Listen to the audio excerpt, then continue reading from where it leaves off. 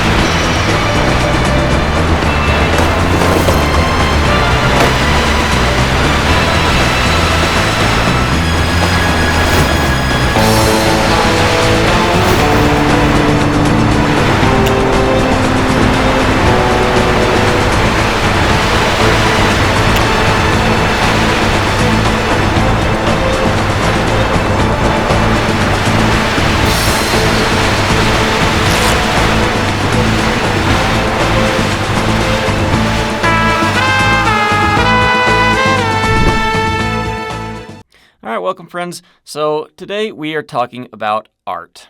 Now, more specifically, is art the crowning achievement of our lives or the crowning achievement of being a human being?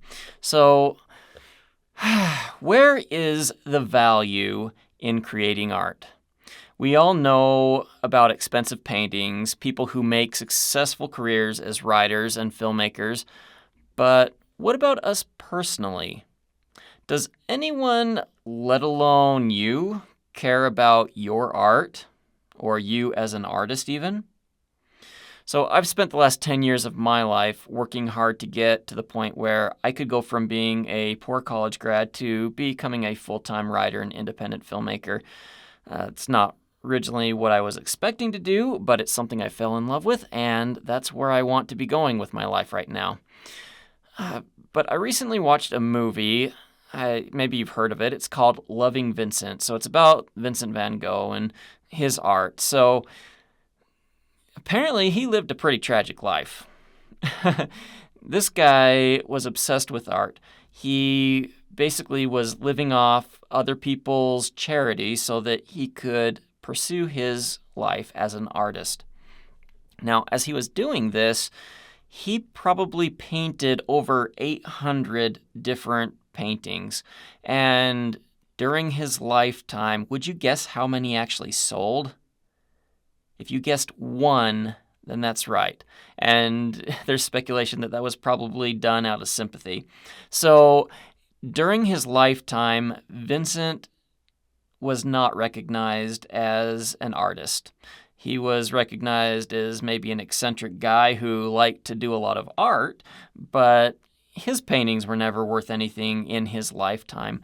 And I don't know about you, but that's not how I want to go out. That's not how I want to live my life. I don't want to be a poor, struggling artist. I would much prefer to be a rich, contented artist.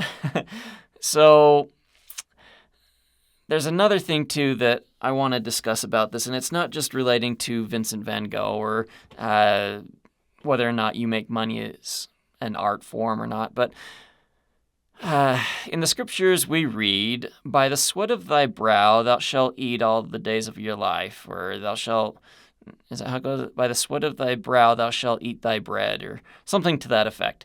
So in the scriptures, we are told that we must work to support ourselves. Now, I'm not really sure if that was a commandment or if that was more or less a bit of instruction saying, hey, sorry, this is the way it's going to be. You're going to have to work in order to provide for yourself. But can I work as an artist? Now, there's a lot of people who have done this, and they've done it very spectacularly, successfully. We all know who they are.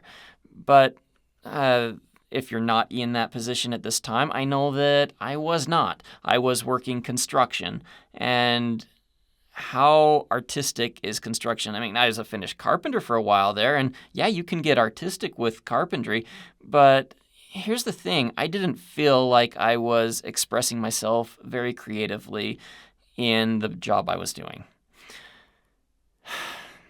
But I also came to realize that maybe art is more than just actually putting oil paint to canvas or creating films or writing poetry or whatever it is you want to do. When you go to college and you get a BA in something, for instance, I got a BA in finance. What does that BA stand for? It stands for Bachelor of Arts. Okay? So you're getting a Bachelor of Arts, and there's multiple different things you can get this in. You can get it in finance, accounting. I think everyone knows that accounting is a bit of an art form, right? Maybe. Anyhow, there's engineering, there's writing, there's teaching. There's a lot of different things that fall under the BA category.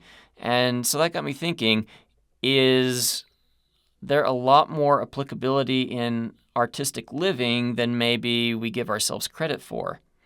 Let's take, for example, Steve Jobs. Would you consider him a creative person? I mean, I think that it's hard to argue that he wasn't creative. What about Elon Musk? I mean, he's a guy that gets criticized all the time, either for good or for bad, but can you argue that he doesn't bring value to his companies in maybe a creative way?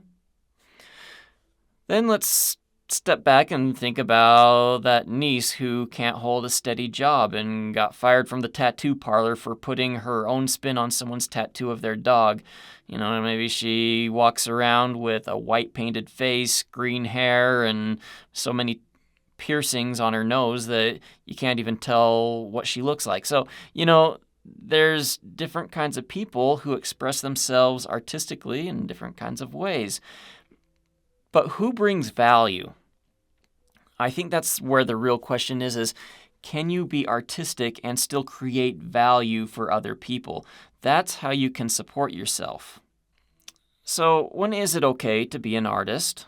I think that being an artist is something that everybody is already. In the end, though, the artist that you are and how you express yourself is an art form in itself. Have you ever noticed the photographers out there? Some of them will make a career out of finding people and capturing a single frame that portrays the life that only that person could have lived. I find great satisfaction in every day of my life that I consciously choose how I'm going to live my life. Even if nobody ever buys a book that I write or watches a video that I produce, I have set up my career as an artist in such a way that I can enjoy the journey of it rather than the need of financial results in order to find peace in my life. Now, I'm hoping that the creativity that I'm working on will create value for other people and that will eventually translate into financial support on my end. But I've been really trying hard to structure my career so that if that doesn't happen for a little while, I'm not in dire straits. And I talked a little bit about this in one of my previous videos about creating my 10-year plan. And so if you missed that one, go check it out. Otherwise, continue to stay tuned. I'm going through a bunch of life lessons and a bunch of financial lessons and filmmaking, storytelling in general, just different lessons that I've learned to get to this point where I have a little bit of security. And that's the thing. I mean, do you have to be in a position where you can actually retire so that you can do the art that you want? I don't know. For some of us, no. For some of us, yes. But if you really want to create a career in the artistic fields, then by all means, figure out how you're going to do it. Take my example. You don't have to copy my plan, but create a plan for yourself that will allow you to make that transition. That makes me wonder, too. you got AI coming in and taking a lot of creativity from people. Not that AI is going to be bad or anything, but it is going to change the landscape for a lot of creatives. So I'm really interested to see how the next decade plays out, because I already know artists who've lost their jobs over AI. And I know a lot of people in other fields, software, different things, that are losing their jobs to AIs. And, it's kind of like a lot of people work so hard to get to a point where they can actually create art. But what about those who need the art to sustain themselves? And is art going to mean anything when a computer can do all the art for you? It almost feels to me like this is a rabbit hole that I should talk about another time, but if art is the crowning achievement of humanity, why are we delegating that to a computer? I don't know. Something to think about.